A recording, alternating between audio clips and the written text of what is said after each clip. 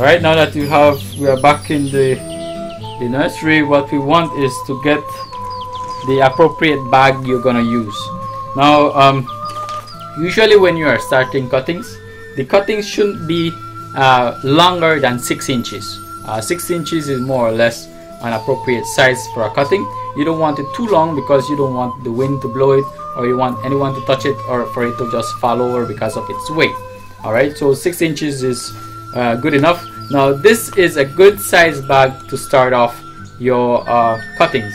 You don't want to have a huge bag, because what will happen is that it will retain too much moisture, and that will cause the cutting to rot. So you don't want a big bag. You don't want a large cutting as well. So those two things matter. What we want is we want to take our soil mix. We inspect the bag. We notice that the bag has no holes on it, no drainage. So if it doesn't have drainage, you need to apply drainage. All right, you need to punch some holes in it, or you can cut it with your scissors, but you need to apply some sort of drainage. So we're going to apply our drainage after the bag is full with soil. So what we're going to do is take the bag and just fill it with soil.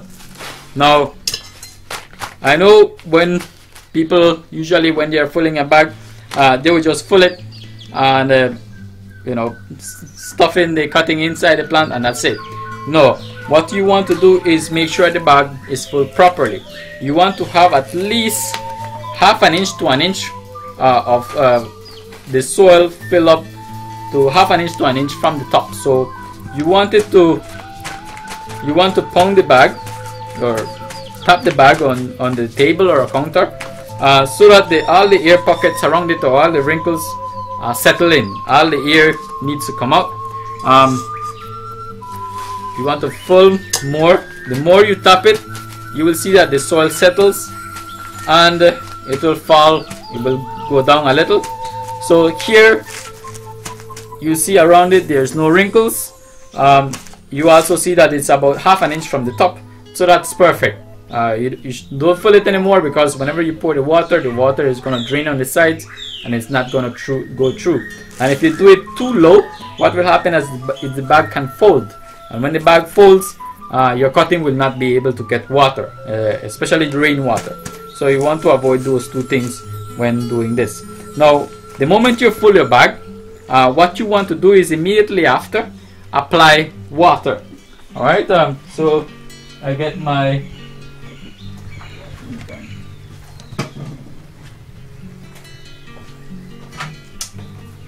watering can and basically apply some water before you place in the cutting. So allow it to soak in. You're gonna do your drainage. You're gonna apply your drainage. So you take I take a screw and basically punch in some holes on the bag all around. You can do on the bottom as well. Just make sure you punch in enough holes. There are some plants, like the broadleaf plants, don't really love the water, so you don't want to punch in too much holes on those, depending on the type of plant you're doing. So this one, we have enough holes. You want to apply water so that it's really wet. You will see the water start pouring out from the holes that you punched out, and that's a good sign. If the soil falls or goes down a lot, you can apply a little bit more of soil, so that again it stays about half an inch from the rim. So when you apply the water, the water doesn't run on the sides. It stays in the bag and it soaks through the soil. So you can see the water coming out from the bag due to the drainage that I inserted. So once you have your bag with soil already moist, what you want to do next is prepare the cutting. You notice I haven't removed the cuttings from the water. Keep them in water as long as possible. So now, how do you prepare your cutting? Basically what you want is have at least one node in the soil. So in this case, what we're going to do is have at least one node in the soil. Now a lot of people just do this. Just insert it in, and sometimes don't even cut the top, and that will be a cutting. This is not correct. All right, you want at least the node. If you notice the node is right above the soil, you want it in the soil. That's where most of the root growth was going to happen. So you want it to happen inside the soil. If I leave it out like this, some plants that the stem is very tender, some herbs will grow like that, but the woody plants will not. All right, so you want some type of node inside. So how to prepare it or how to cut it to the node? Basically, you cut about ½ inch below the node. Usually do it at an angle so that you know which way is down. If you're going to cut the top, sometimes you get confused and you might plant the cutting upside it down. So you want to cut it slant at the bottom so that you know which way is downwards. You're going to remove the leaves that go, anything that's going to go in the soil will not have leaves like this. All right, so now about 6 inches is about up to here. So what I want to do is basically remove the top like that, and what I also want to do is remove some of the leaf surface. Why do I want to remove some of the leaf surface? Is because the plant loses water through the leaves. You don't want the cutting to dry out. All right, so you have to remove some of the leaf surface. Also the young growths, young shoots, you want to remove it as well. All right, and you're going to cut the leaves in halves like this. All right, and this would be an more or less proper cutting. Now inserting it in the bag is another procedure.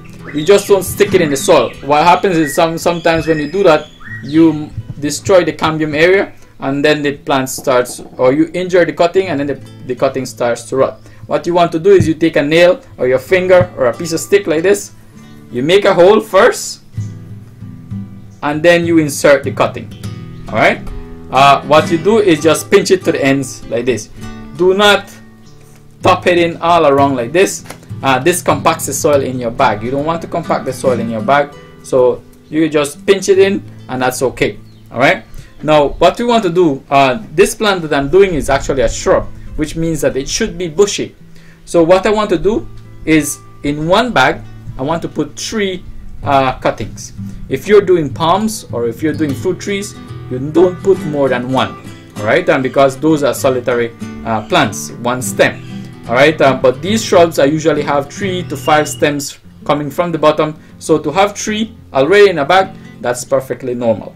All right, so I'm gonna go ahead and prepare 2 more. Again, cut it at an angle, cut off the leaves to the bottom. Gonna cut off the top, cut the leaves in halves, and that's another cutting right there. Gonna do not plant it so that they are touching each other at the base. Give them at least ½ inch apart, and you can put it there. And we do another one.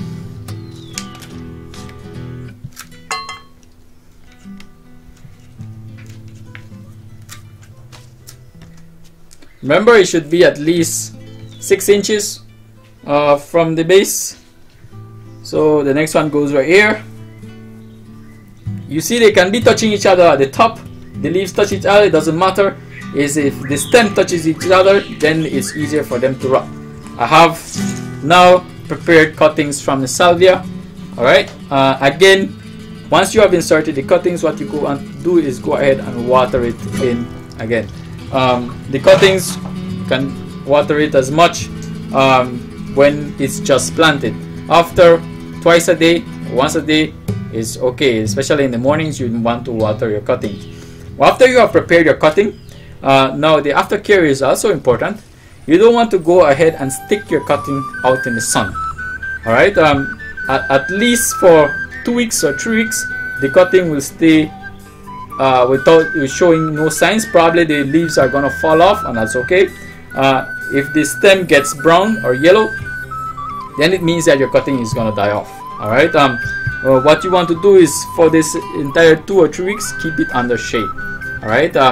Under a tree is normal, or if you have a shed with cocoon leaves, that's perfect as well. Just away from the midday sun, especially the evening sun is pretty bad for cuttings. If you have an area, a black tarp or something that will heat up, you can set them on top, because heat is always good for cuttings, because heat encourages root growth. So you want the bottom to remain warm, but you don't want it to stick the entire cutting out in the sun, because then you're going to dry up the top. Alright, so if you put these on a tarp or under shade, that will be perfect. Alright, so this is basically the procedure that we do and how to go about preparing cuttings. And this procedure you can do to almost any plant, as long as it has a woody stem and it's dicotyledon, you can propagate it this way. Now the other procedure I'm going to do is leaf cuttings. Here we have a plant that is basically, this is a crotalaria, and this plant basically comes from a leaf that was what was planted in the soil before, and then it grew one plant. Now there are some plants that can do that with it's very easy to do that. Basically plants that have very thick leaves, you can do that with those type of plants. I said this is a crotalaria, I'm sorry, this is a peperomia. Alright, so peperomias are ideal plant to do from leaf. Also begonias, also sansevieras or modern latong. Those are plants that are very easy to do from leaf because they are so thick. Alright, we'll show you now how to go about doing one from leaf.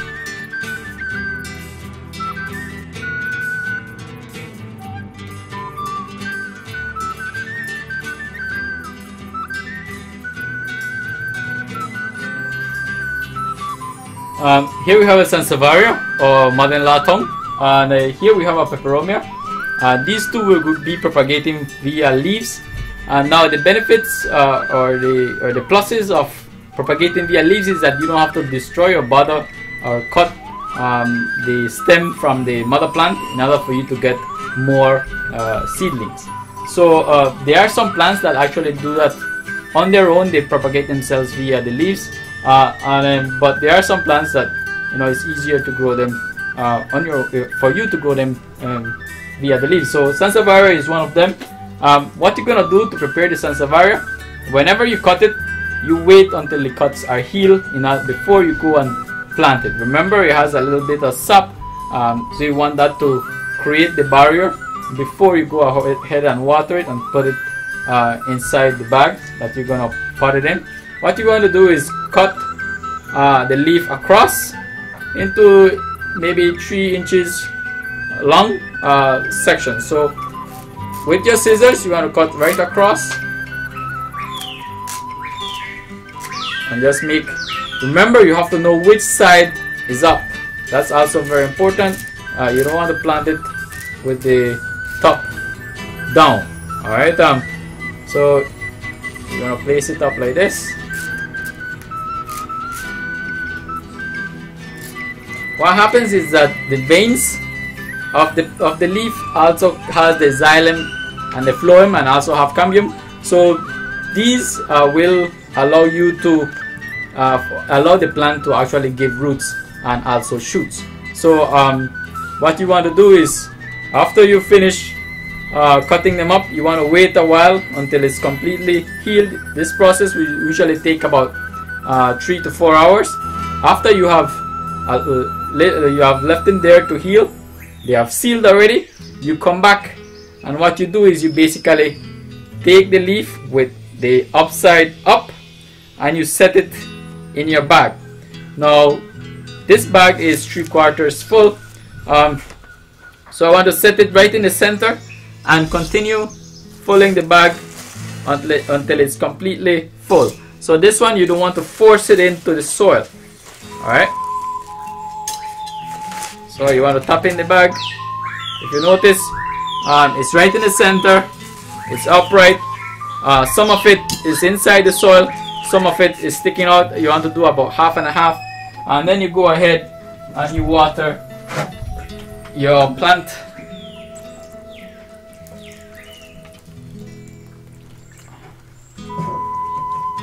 Alright, and that's it. That's basically how you propagate via leaves. This is a Sansevieria, same plant, and you can see the leaf that it was propagated from. This is what I planted before, and this is what I have now. So this came just from one piece of the leaf, and the same thing is going to happen to this one. Alright, it will come from one piece of the leaf. Now we have the peperomia, and the peperomia is, again, for me, very easy to do. What you want to do is take your bag, fill it up, again about 3/4 full.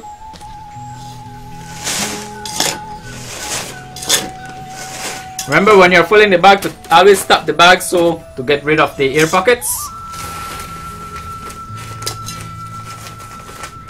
So that's about 3/4 right there, or almost full.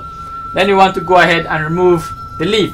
Now you don't want to go and just cut the leaf right there, because then you leave a stub on the mother plant. Remember, you have to look after the mother plant first, so you want to cut it way down to the bottom.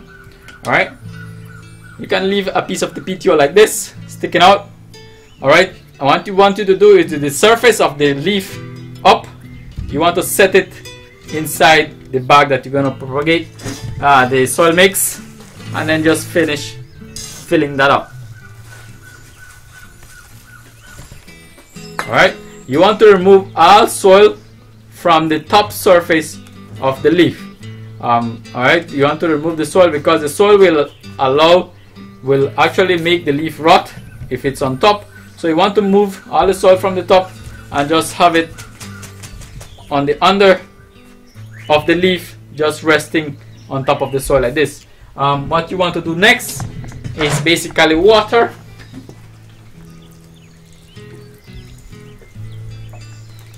And there you go. You have already propagated the plant from the leaf. You want to leave the plants again in the shade area until you start to see some type of growth. Then you can remove it to a partial sunny or a full sun area, depending on what type of plant you have. Eventually, this plant also came from a leaf. So eventually what you're going to end up is with a plant like this. Within the maybe 3 to 4 months, you should probably have a nice size plant already coming out from your cuttings that you made from leaf. So this is a good alternative way to propagate plants without damaging the stem of the plant, or without having to divide the plant at all. Alright, so begonias is another easy plant.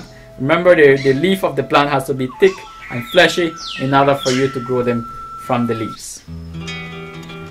Thank you for watching the Garden Show. I'm your host Rudy, and I hope you guys enjoy every Saturday only on the national channel.